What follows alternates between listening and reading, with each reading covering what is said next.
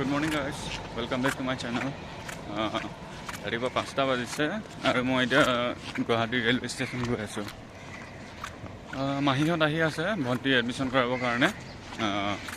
মই খোজকাঢ়ি আহি আছিলোঁ, তেতিয়া ৰাস্তাত এখন ফ্লেগ পৰি থকা পালোঁ। কাৰণ গম পাইছে যোৱাকালিতো আমাৰ স্বাধীনতা দিৱস আছিলে। যি কি নহওক, যদি কোনোবাই ভাবিছে যে এইটো ফ্লেগ হয়, মই ফ্লেগখন আগতে পেলাই লৈছোঁ তাৰপিছত বুটলিছোঁ, মই তেখেতক এটাই কথা ক'ম যে আপুনি ওলাই চাওক, ঘৰৰ পৰা ৰাস্তাত ওলাই চাওক, আজি কিমান ফ্লেগ পৰি থকা পাব ৰাস্তাত। আৰু বিশেষ নকওঁ। অলপ দূৰ আহি যেতিয়া মই দীঘলী পুখুৰীৰ ওচৰত পাওঁ, তেতিয়া মই এখন ৰাস্তাত পোষ্টাৰ দেখিলোঁ আৰু পোষ্টাৰখনত লিখা আছিল, নিম গছে বায়ু পৰিশোধন কৰাৰ লগতে বিভিন্ন ৰোগ নিৰাময় কৰে। প্ৰতিখন ঘৰতে ৰোপণ কৰক কমেও 2জোপাকৈ নিম গছ। আপোনাৰ বাবে নিম গছৰ গুটি ইয়াত ৰখা হৈছে, লৈ যাওক, ৰোপণ কৰক।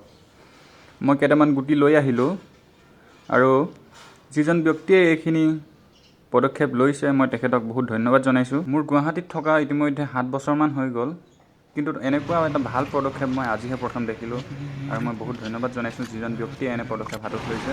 এইখিনিতে মই এটা কথা লক্ষ্য কৰিলোঁ যে ৰাস্তাত বহুত মানুহ গৈ আছে, কিন্তু এজন মানুহকো মই তাৰ পৰা গুটি লোৱা নেদেখিলোঁ। কাৰণ হয়তো হ'ব পাৰে যে মানুহে গম নাপায়, অসমীয়া পঢ়িব নাজানে, কি লিখা আছে, কি হৈ আছে কাহিনীটো গম নাপায়, সেইকাৰণে হ'ব পাৰে। কাৰণ আজিকালি বেছিভাগ মানুহে অসমীয়া ক'ব পাৰে কিন্তু লিখিব নাজানে, কাৰণ সিহঁত ইংলিছ মিডিয়ামত পঢ়িছে, ইংৰাজী মাধ্যমত পঢ়িছে, ইংলিছ শিকিছে, মই তাত একো আপত্তি নাই। কিন্তু মোৰ আপত্তি এটাই যে আমি অসমীয়া ভাষাটো কিয় ইগন'ৰ কৰি আছোঁ।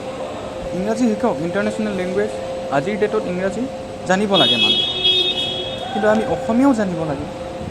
কাৰণ এইটো এনেকুৱা হৈছে যে আমি নিজৰ ঘৰৰ নিজৰ মাক ঘৰৰ পৰা উলিয়াই পঠাই দিলোঁ আৰু বেলেগৰ মাক এজনীক আছে।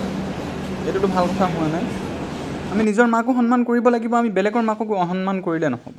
আজিলৈ ভিডিঅ'টো ইমানেই, আৰু আপোনালোকে যদি ভিডিঅ'টো চাই ভাল পাইছে আৰু মোৰ কথাখিনিত যদি আপোনালোকৰ সন্মতি আছে তেনেহ'লে লাইক কৰিব, আৰু কিবা জনাবলগীয়া থাকিলে বা ক'বলগীয়া থাকিলে আপোনালোকে কমেণ্ট কৰি জনাব। গালি আৰু তালি দুয়োটাই ৱেলকাম। ধন্যবাদ।